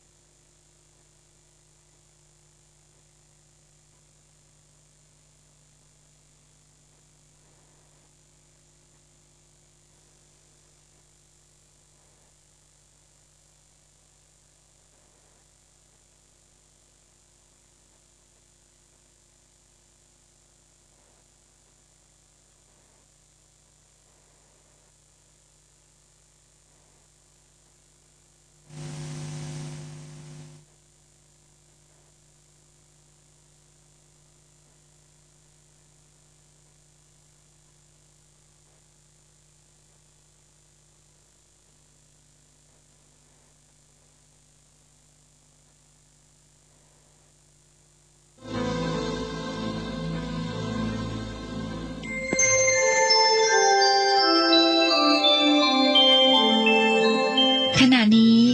ท่านกำลังฟังสถานีวิทยุกระจายเสียง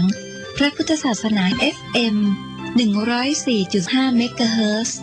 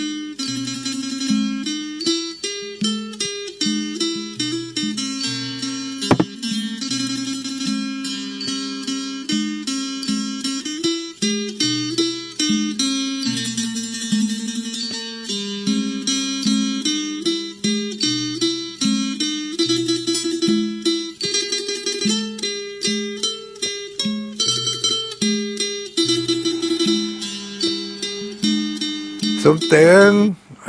ดีเจสมตึงก็สัญญาณของทุลุงออกสถานีเลยตั้งโดยรอคงจะคัดข้องเอาสัญญาณของวันม่อนจอมพอเสียบลงไปเลยมาแล้วก็ดักปิ้งไปเลยเนี่ยเนาะ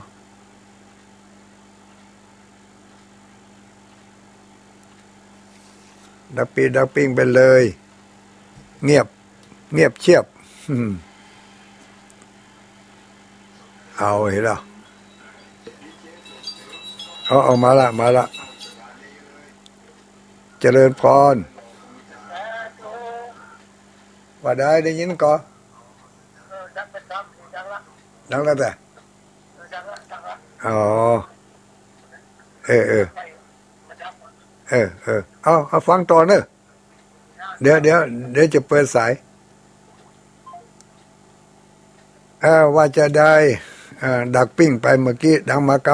ำหายทะเมาะมาแล้ว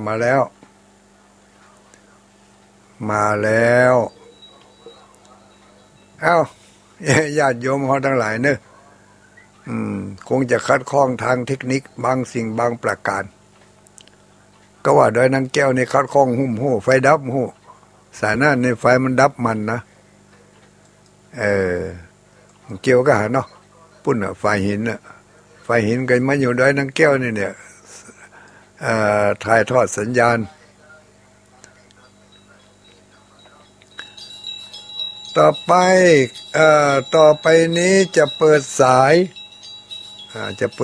ลันเนอร์เ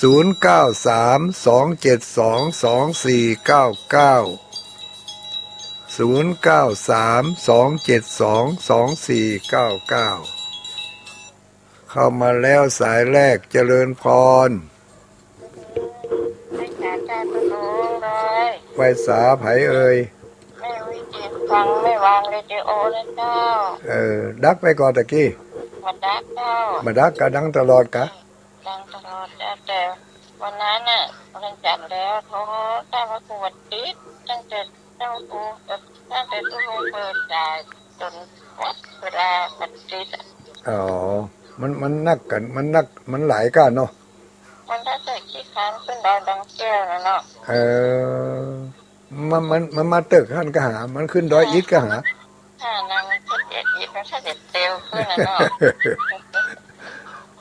อนุโมทนาเนอร์อุ้ยอินเนอร์วันศาสตร์เจ้ามีโอกาสมีเวลามาแอลหากันเนอร์สาธุ0932722499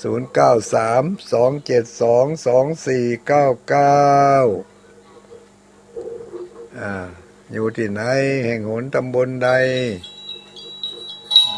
โทรเข้ามาเนอะบอกกันมาได้รับฟังเป็นประการใดครับไหวสาครับตุลุงครับไหวสาไผเอ่ยสันคิเล็กครับสันคิเล็กคุณโยมพ่อวินเนาะครับเปลี่ยนเบอร์กันนี่มันเบอร์นั้นมันแบตหมดนะครับเสียบอย่างก็ว่ามันสองเครื่องเอาบอกหมอกมันก็มาเนาะเครื่องนั้นโทรบัดติดเอาเครื่องนี้โทรเนาะอะไรของท่านน่ะนี่กะกันนี่กะดีละครับแต่กี่ยึดไปแต่กี่ยึดกันนะถ้าจะอันสายตั้งโดยรอบุญไทยจะคัดข้องเพราะว่าต้องส่งจากนี้เข้าได้รอจะได้รอส่งไปหาสถานีแห่งกำลูกกลับไปกลับมาเนาะกลับไปกลับมาน่ะกะมันจ้า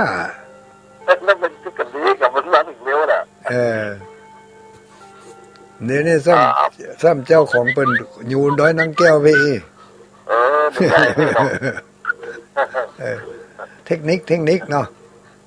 อนุโมทนาสาธุรับอีฝันดีเนอะ0932722499เจริญพรกับไว้สาเจ้าภายนะกับแม่ปลาส้มนะกับเจ้าแม่ปลาส้มชัดเจนดีนะเจ้าชัดเจนตะกี้ดักก่อนดักอ่ะ อะไรไม่รู้ อ๋อ กำลังใจเนอะ ถือว่าดักมันก็กะ ดับกัน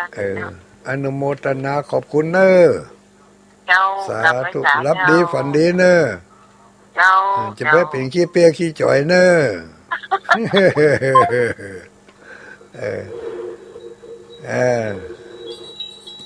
0932722499เจริญพร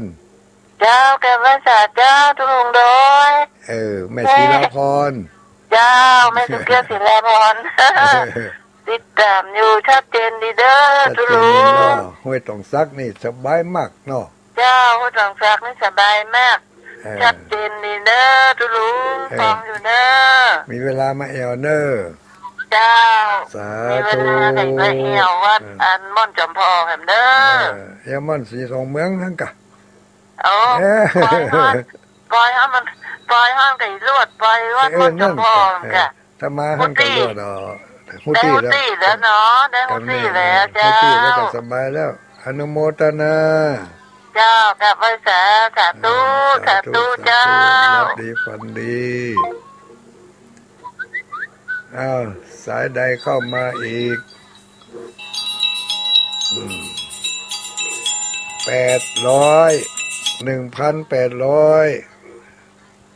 1,800ลายดอยนี่เนาะว่าเด้ออุ้ยหัน เจ้า อุ้ยเหลือนกะอุ้ยเหลือนแสนต่อกะอุ้ยแก้วกะเนาะนั่นกะหายไปเหมือนแล้วลูกอุ้ยแก้วอ่ะ จ้า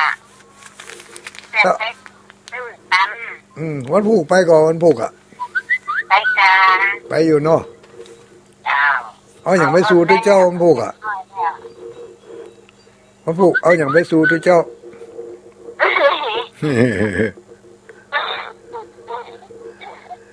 ไม่เอาอย่างไปเจ้า เอาพักนอกลวกอ่ะกะทั้งปุ่นน่ะเนาะ เจ้า มีอยู่ก็พักนอกลวก ทั้งน้องอ่อนนี่จ้ะ อนุโมทนาเนอะไอ้แก้วเนอะ จ้า รับดีฝันดี สาธุ จั สา บ ธุ แม่ทุกคน ฮะ ตั้งจำน้อยน่ะ ฮะ ห้ามดีไหม ยัง จ้า สาธุ0932722499เจริญพร เจ้ากับภาษาเจ้าตุลุง ลูกเป็นอะไรมา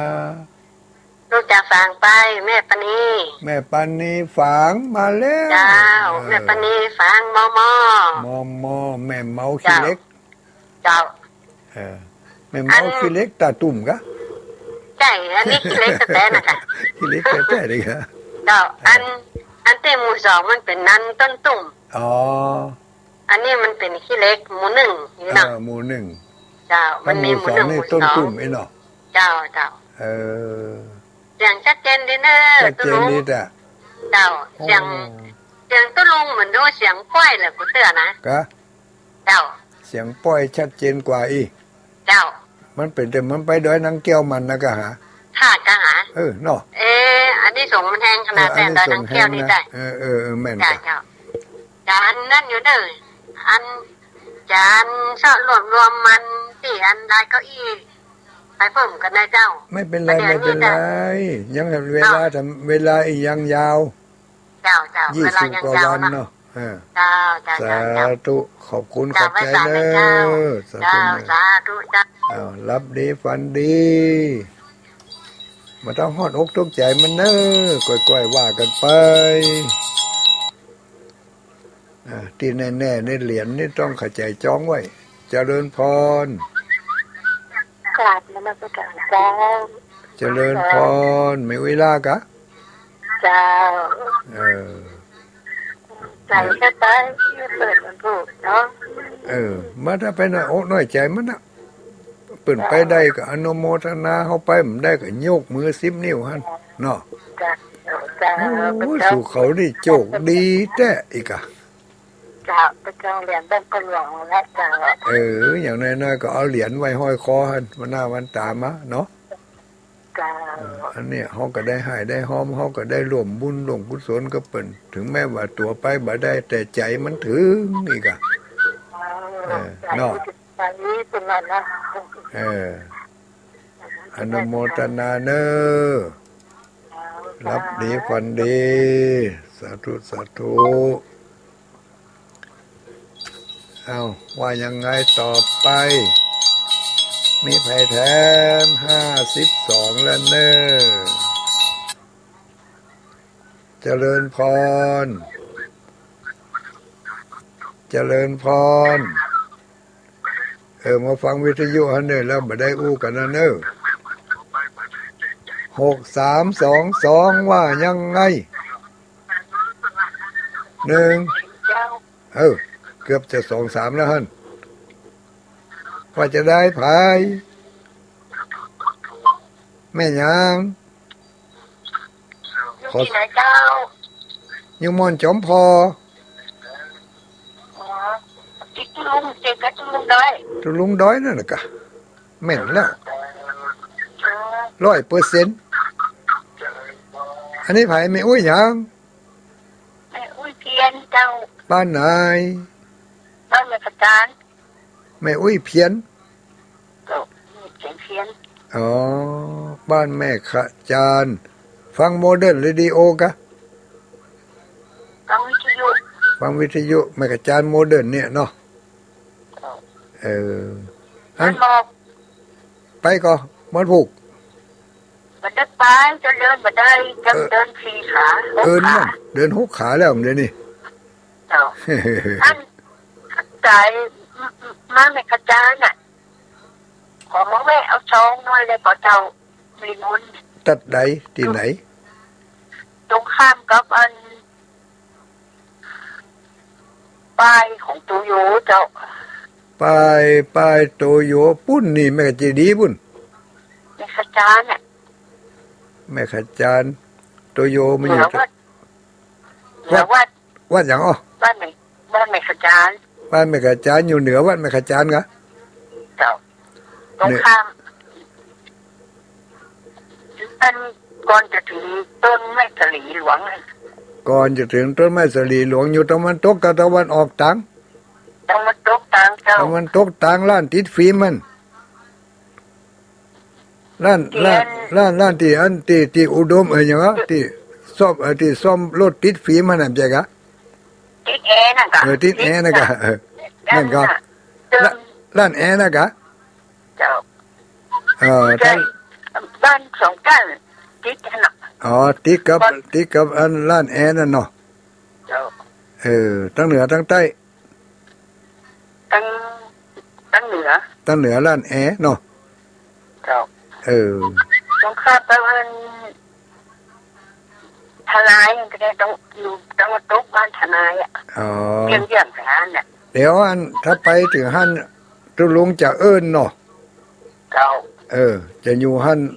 เอิ้นแล้วก็อันแม่อุ้ยเอามาเฮือกามเอ็นแม่อุ้ยก็มาอยู่ปากกองเดินตุลุงก็จะเดินเข้าไปหาหันเนาะ หน้าบ้านกะ นั่นก็หน้าบ้านนะ เ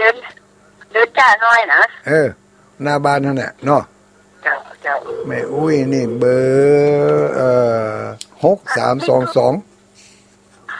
ที่ลูกก็มึงน้อยแม่นเด็กอะ แม่นแต่ก็100%น่ะ อ๋อ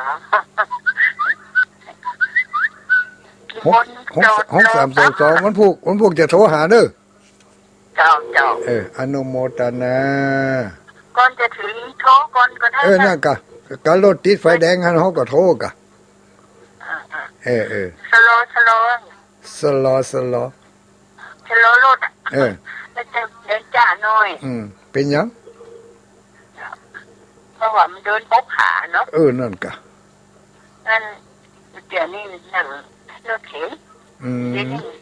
พยายามเดินเอา พยายามเดินเอาแล้วจะไปเดินไกล เจ้า เดินแต่หมู่ในตารางกลางควงนั่นเนาะ เจ้าในบ้านเดินแต่หลัง อนุโมทนาเนอ เจ้า สาธุรับดีฝันดี จ้าจะไปกี่ จะไปกี่โมงบัดตันตอบเอาประมาณสัก9 โมง 10 โมงเนี่ยอุ้ยเจริญพรเจริญพร8356ว่ามาเลย อยู่ลำปางเจ้า อยู่ไหนก็ อยู่ลำปาง อยู่ลำปางบ้านอะไรชื่อว่าแม่อายัง แม่ลุ้นบรรณาเสดายอำเภอปอคาจังหวัดลำปาง เออ โอ้ดินกันกันเจ้าไข่ขัดกันเลยไปใด แค่หันดอยนางแก้วกะ เจ้า แค่หันดอยนางแก้ว สถานเราไปไปกันเกี่ย เป็นหยังรับตานึกเอาอย่างใดก็อย่างอันน่ะ สถานไป รับตานึกเอา มันมีสายตาไป เป็นหยังทรงจิตทรงใจมา ตั้งทุกครั้ง มันกำลังฝันหาสักเตือเนาะ เจ้า ถ้าฝันอย่างไหนกันอย่างอันน่ะเนอะ เจ้า รับดีสุขภาพแข็งแรงนะเอ้ยเนอะสาธุ0932722499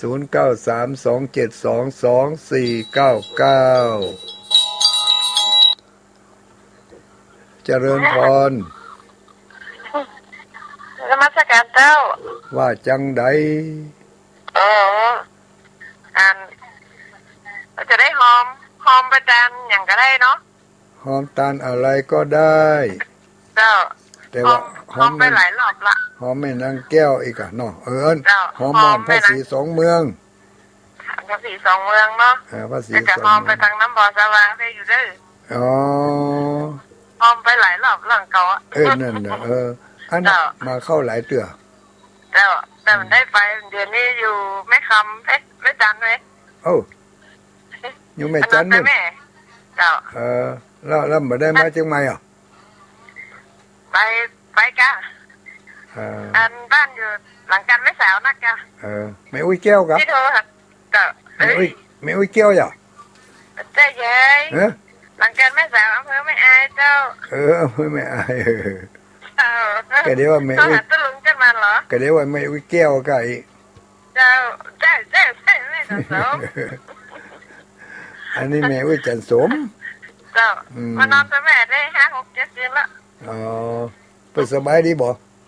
สวัสดีเจ้าอายุเพิ่นนักเพิ่นอายุ97ละเอาก็มานอนไปเพิ่นกำ7-8 คืนเนี่ยกะเจ้าแม่นให้กำลังใจเปิ้น เจ้า เปิ้นได้หันลูกหันหลานก็อุ่นอกอุ่นใจเนาะ ข้าวปะน้ำเต็มมีอะไรยังก็หาเพิ่นกินเนี่ยกะอาบน้ำอาบหนองให้ตึงวัน เดี๋ยวก่อนเปิ้นอาบให้เฮาลูก เจ้า อนุโมทนา เจ้าอนุโมทนาด้วยเด้อแล้วจะไปหอมไปแหมเนาะ ได้เลย หลายรอบเจ้านมัสการนะเจ้าให้กำลังใจนะเจ้า ดีเนอสายต่อไปเข้ามาได้เลย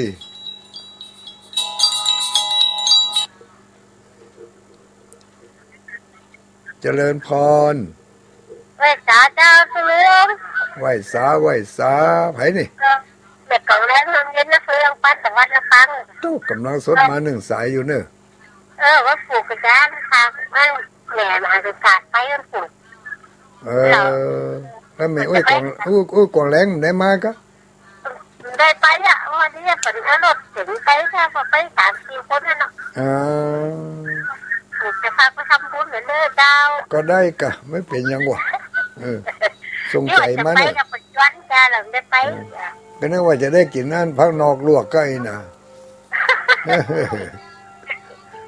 วันหน้าก็หน่อยเดือนกุมภาพันธ์ก็ว่ากันไม่เนาะ เอาพักนอกกับน้ำพริกตาแดงไงเนาะ น้ำไม่เนาะว่ากันไม่ ว่ากันไหมสาธุเนอ สาธุเจ้าเจ้า สาธุนาฬิกาก็ดังตรงตังแล้วเนอสายสุดท้ายเนาะเดี๋ยวเขาจะสถานีมันจะหนีละเขาแต่เมาะสรวดเจริญพรสายสุดท้ายลูกล่าคอหอมมีอย่างก็ว่ามาเลย ไว้ สาดุลุงเจ้า ไหวสาไผนี่ แม่สลัดเจสอนอำเภอเมืองปานจังหวัดลำปางเจ้า อัลโหลแม่ฉลาดแจ้ซอดพรุ่งนี้ได้มาหรือเปล่า ได้ไปนะ มันได้ไป เจ็บหัวเข่าอ่ะ เนี่ย ฟันได้ จะไปเจ็บมันเนี่ยอย่างมันเมื่อวานก็เจ็บนั่น ขนาดแน่มันจะได้เมื่อมันเจ็บฮะ เอาขว้างเหียพี่เขาแรงกับอย่างวะนี่